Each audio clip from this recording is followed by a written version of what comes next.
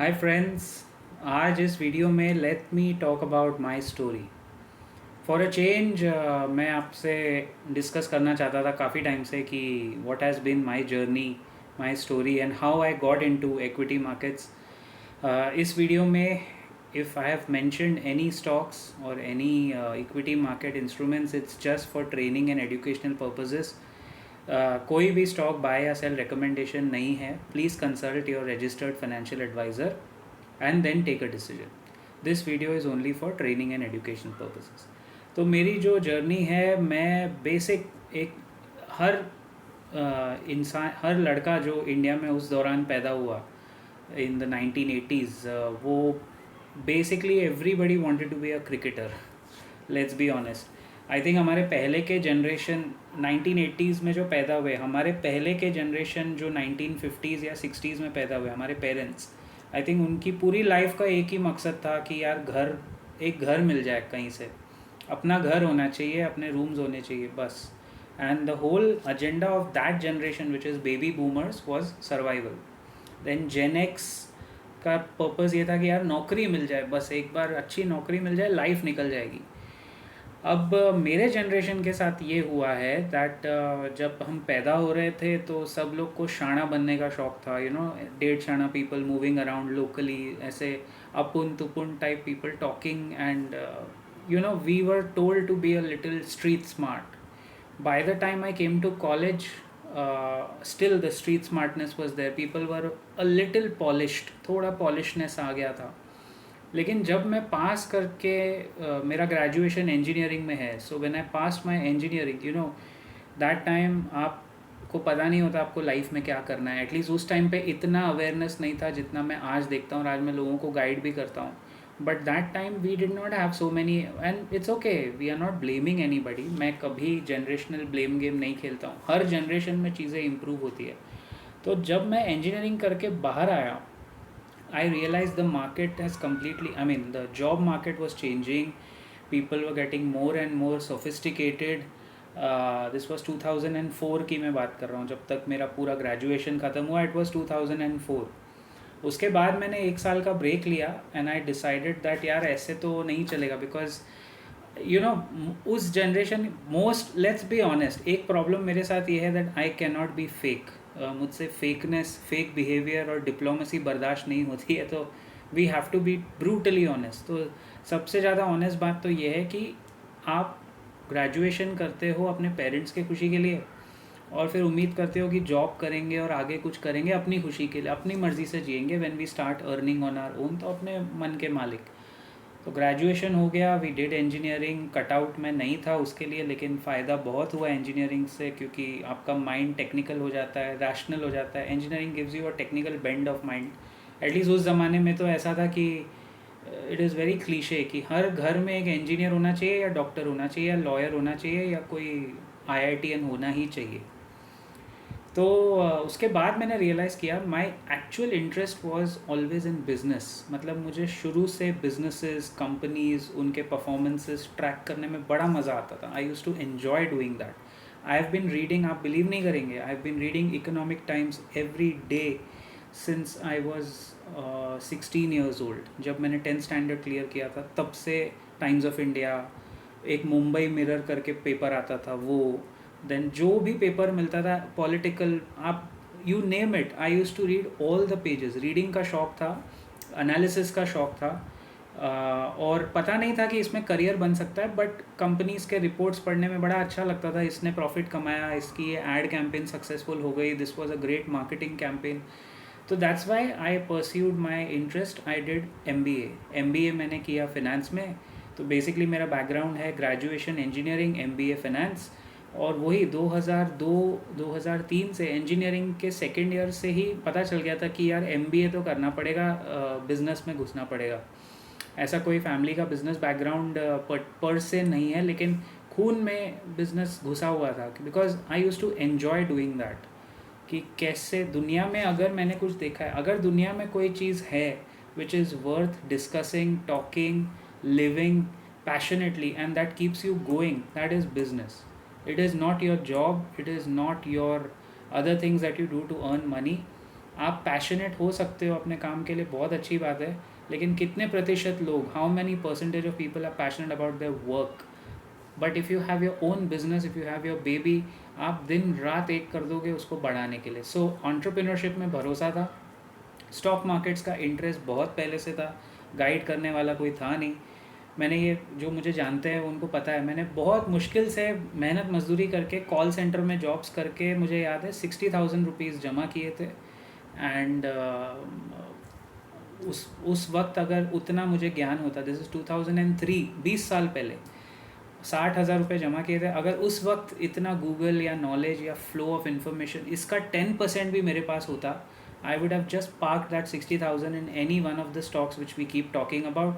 आज उसका average value वो 60,000, आज जब मैं 20 साल बाद देखता हूँ, आपको पता है वो कम से कम 1.5 करोड़ रुपए हो जाते. 60,000 invested and left as it is, कम से कम 1.5 करोड़ हो जाते in a large cap A grade blue chip company. तो खैर MBA हुआ, then I started working. I worked with a startup initially. मेरी शुरुआत 2007 में एक स्टार्टअप से हुई है, when the startup culture was not even popular in India. तो मैंने स्टार्टअप वर्ल्ड को ना बहुत प्री अर्ली स्टेज में और बहुत करीब से देखा है. I have seen it grow eventually. 2007 में MBA के बाद मैंने प्लेसमेंट नहीं लिया, बिकॉज आई वांटेड थोड़ा एडवेंचर स्पोर्ट टाइप हमारे अंदर है. बिजनेसमैन होते हैं ना, वो रिस्क लेना पसंद करते हैं. So there was a person from London, Indian NRI. He came and he wanted to start this training company. Training का शौक भी पहले से था, because कॉन्सेप्ट समझना और कॉन्सेप्ट समझाना और उसमें पैसे कमाना, इसमें मज़ा आता था. तो ट्रेनिंग कंपनी मैंने ज्वाइन किया. I was the first employee. अगर मैं घुमा फिरा के बात नहीं करूं और अगर आप मुझ में बिलीव करोगे, तो 2006-07 जो हम लोग शुरू किए थे, way before anybody could have imagine. आज जो आइडिया हमने शुरू किया था वो टेक ऑफ हुआ नहीं. 9 महीने के अंदर मेरा स्टार्टअप बंद हो गया. मेरे बॉस ने, उसके प्रमोटर्स ने फंड जो फंडिंग दे रहे थे उन्होंने पैसे खींच लिया एक्चुअली, तो वो बंद हो गया. बट 2006-07 अगर वो चल जाता तो आज उसको आप बायजूस के नाम से जान सकते थे. Yes, the concept was exactly like Byju's before Byju's could have ever conceived और इमेजिन्ड. और मुझे ये भी पता है कि हम लोग शायद थोड़ा बेटर उसको चला सकते थे. हम लोग 2 बहुत पैशनेट एम्प्लॉयज़ लगे हुए थे. 9 मंथ्स तक आई वर्कड ओवर देयर. लेकिन बाद में इवेंचुअली ऐसा हुआ कि 2007 बहुत सारे UK के फाइनेंशियल, मतलब this guy my startup founder and जिसका कॉन्सेप्ट था वो UK से NRI वहाँ काम करता था. तो उसको फंड्स मिल रहे थे UK से, और उन्होंने हाथ खींच लिए क्योंकि दे वर सेंसिंग 2008 का क्राइसिस. बहुत लोगों ने पहले ही UK में सेंस कर लिया था कि ये बबल बन रहा है. तो स्टॉक मार्केट में ट्रैक करता था, एक ही चीज़ आती थी कि स्टॉक मार्केट में नॉलेज बढ़ाओ, इंटरेस्ट बढ़ाओ, उसको ट्रैक करते रहो, देखते रहो, और एंड होप दैट आप आगे कभी इसमें कुछ कर पाओगे शायद बाज़ार में कभी. तो फिर मैंने क्या किया, I had to quit that company. मुझे याद है मेरी वेडिंग भी तभी तय हो गई थी, but it was a time when you know, जब आपके पास चैलेंजेस आते हैं ना लाइफ में, आपको फाइट बैक करना ही पड़ता है, because there is no other point. We have 1 life to live या, और आपको करना है फाइट, क्योंकि उसमें ही रिस्क लेके ही आगे बढ़ेंगे. तो I took on another job. 9 महीने जिनके साथ मैं काम कर रहा था, को वर्किंग स्पेस था वो, एक्चुअली को वर्किंग स्पेस था थाने में. And I was working there, and the people I was working with, उनसे कुछ नेटवर्किंग हो गया अच्छे से, बहुत. They were very fond of me. Young MBA finance, not taking up a cushy corporate job. तो वो उनकी कंपनी में मुझे एक रोल ऑफर हुआ, एंड लकीली दैट छोटी company got acquired by Siemens limited. तो by the grace of God, क्योंकि मैंने रिस्क लिया और रिस्क पे परसिस्ट किया, स्टार्टअप तो चला नहीं, लेकिन एक कॉर्पोरेट फंक्शन में मैं बाय डिफ़ॉल्ट एक्विजिशन की वजह से आ गया अंदर. I became this part of siemens, this big company. All of a sudden उसका पार्ट हो गया. तो 3 साल मैंने सीमेंस में काम किया. देन मैंने कुछ छोटे मोटे प्रोजेक्ट्स किए, L&T, बहुत सारे आपके ब्लू चिप सब कंपनीज़ में इधर उधर काम किया. देन 2012 थोड़ा हाथ पैर मारने के बाद 7 years I worked in corporate. 7 years. अभी टोटल मेरे पास 18 साल का वर्क एक्सपीरियंस है, अभी चल रहा है. बट द फर्स्ट 7 years 2012 तक I worked rigorously in corporates, and we have seen the worst times, क्योंकि पूरा ग्लोबल फाइनेंशियल मेल्टडाउन हमने देखा. जॉब्स जा रही हैं आसपास, लेकिन आपको डटे रहना है, क्योंकि आपको घर चलाना है, आपको रिस्पॉन्सिबिलिटीज़ है, तो वी हैव मतलब उसमें कोई गम नहीं है, बहुत अच्छा लर्निंग प्रोसेस था। बट 2012 जुलाई, अभी एग्जैक्टली 11 साल हो गए आज, अभी जब जुलाई आएगा तो 2023 को 11 साल की, आई रियलाइज़ कि यार ऐसे तो जॉब में मज़ा नहीं आएगा, इट्स नॉट वर्किंग, तो मुझे खुद का कंसल्टिंग चालू करना ही पड़ेगा। सो 2012 से I became a professor in management colleges, visiting faculty जाता हूँ मैं, अभी भी जाता हूँ। तो आपने सुना होगा NMIMS, MET एंड बहुत सारे इंडिया के, पुणे के, मुंबई के बड़े बड़े बिजनेस स्कूल्स में जाके I took subjects like international business, equity markets, financial valuations, balance sheet कैसे पढ़ना है, एनुअल रिपोर्ट कैसे पढ़ना है, बिजनेस, इंटरनेशनल बिजनेस और मर्जर्स एंड एक्विजिशंस और बिजनेस रिलेटेड सब्जेक्ट्स में पढ़ाने लगा और बहुत मज़ा आया। मतलब I actually ventured out of my job taking another risk, लेकिन वापस उस रिस्क से रिवॉर्ड मिला, क्योंकि मुझे याद है मेरे पास सिर्फ 6 महीने का बैकअप था उस वक्त 2012 में। पहले 6 महीने काम कर चुका था और जुलाई के बाद सिर्फ 6 महीने तक का टेम्पो था कि इतना है अपने पास, इसी में कुछ करना है। तो it was almost like the US date ceiling, कि US के पास भी अभी 1-2 हफ्ते तक का पैसा है ना, अपने पास भी वैसे ही कुछ था, 6 महीने तक का पैसा था, उसी में कुछ करो।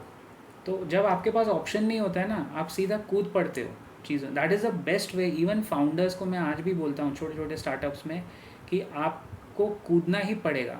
You will never get a time when everything is set, you will have to take that plunge, बोलते हैं ना, टेक द प्लंज। तो I took the plunge, it's been touchwood 11 years. अभी भी मैं पढ़ रहा हूँ, पढ़ा रहा हूँ, ट्रेनिंग करता हूँ। स्टॉक मार्केट्स में पिछले 11 साल से कंसल्टिंग कर रहे हैं। तो कंसल्टिंग मतलब क्या, I am basically a trainer. तो मैं अपने स्टूडेंट्स को, प्रोफेशनल्स को सिखाता हूँ, फंडामेंटल सिखाता हूँ, उनको एनकरेज करता हूँ कि वो NISM के सर्टिफिकेट्स जाके दें, सर्टिफिकेशंस दें और उसकी वैलिडिटी लें और जॉब पाएँ और जॉब करें। क्योंकि इक्विटी मार्केट्स, मैंने कहा ना, we have seen it grow, हमारे आँखों के सामने एक पूरा नया करियर खड़ा हो गया। Equity analyst, venture capital, VCs को कितनी ज़रूरत होती है एनालिस्ट की। So to cut a very long story short, ये मेरी जर्नी है अभी तक की। अभी फ़िलहाल भी मैं वही कर रहा हूँ, पिछले 11 साल से वही कर रहा हूँ। I am as of now also looking at small startups to provide mentorship and guidance for growing, scaling up। और मैं विजिटिंग फैकल्टी हूँ, पढ़ाता हूँ, ऑनलाइन लेक्चर्स भी लेता हूँ, and I do consulting work also अपने हिसाब से।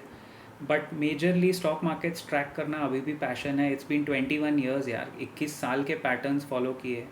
तो वो इतनी आसानी से आपको छोड़ते नहीं है। मार्केट में एक बार आप ट्रैक करते हो, इन्वेस्ट करते हो। इन्वेस्ट करना तो मैंने बहुत लेट शुरू किया, 2014 से I think I started investing. अभी भी मेरी पर्सनल इन्वेस्टमेंट जर्नी में 9 साल ही हुए हैं। तो it will take time because I am a long term investor. लेकिन हाँ, थोड़ा बहुत ट्रेडिंग करते हैं, थोड़ा बहुत साइकिल समझते हैं, थोड़ा ट्रेड कर लेते हैं कभी कभी। But we are not rigorous, I am not rigorous about it. What I am very particular about is कि जो ये यूट्यूब चैनल है, जो लोग ये देख रहे हैं, if I can even impact the life of 100 people and give them wisdom, मैं सही बता रहा हूँ आपको। इस यूट्यूब चैनल में आप देखिए, मेरे 9,000 के करीब सब्सक्राइबर होंगे जब तक आप ये देखोगे। एंड पीपल आर, जो जुड़ता है मेरे लिए, every subscriber is important. I have never spent even a rupee on digital marketing. मैंने फेक व्यूज़ और फेक सब्सक्राइबर्स पैसा खर्चा करके नहीं लिए हैं। All of you who are coming to this channel are organic direct viewers, and आप लोग को मैं अपनी एक्सटेंडेड फैमिली समझता हूँ।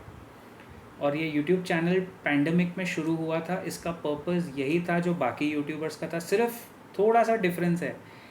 I am very spiritual when money is concern, and I believe in attracting wealth rather than chasing wealth. तो ये मेरा एक उसूल है कि वेल्थ जो होती है ना, एज़ पर कॉन्सेप्चुअल अंडरस्टैंडिंग, जो लक्ष्मी होती है, वेल्थ को कभी चेज़ नहीं करना चाहिए, वो आपसे दूर भागेगी। आपको कर्म ऐसे करने हैं कि लक्ष्मी अट्रैक्ट होकर आपके पास आए, चाहे आप जो भी फील्ड में हो। You can always do good work and money should chase you, money will chase you. That is the law of attraction, that is what I believe. By the way, I am also a certified law of attraction practitioner. I practice law of attraction, I teach law of attraction, how to attract money, उसके techniques होते हैं, आप सीख सकते हो। और मैं एक सर्टिफाइड न्यूमरोलॉजिस्ट भी हूँ। आई ऑल्सो कंसल्ट पीपल, क्योंकि नंबर्स में डील करते हैं। Every day we are dealing with numbers.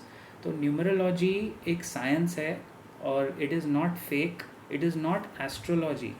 ये आसमान में देख के प्रिडिक्शन करने वाला काम नहीं है.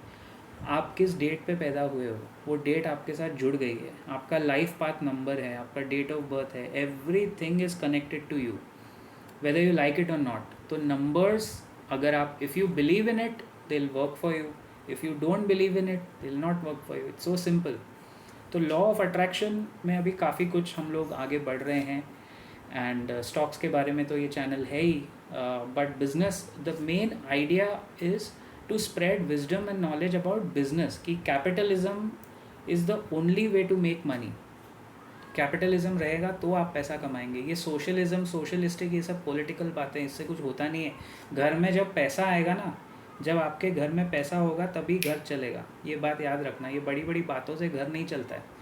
यूएस में भी वही डिबेट है ना, socialistic versus capitalistic mindset. Anyway, I hope this was a change. मेरा अगला वीडियो जो आएगा ना, वो होपफुली आपको बहुत अच्छा लगेगा. That could be an inflection point in my YouTube channel. मैं अभी बोल रहा हूँ क्योंकि मैंने बहुत कोशिश करके मेरा नेक्स्ट वीडियो अच्छा बनाने की कोशिश की है. So this was just a journey which I wanted to share. Personal journey है and very candidly tried to bring out my story. So do let me know your comments. I'll see you around in the next video very soon. Till then, keep profiting.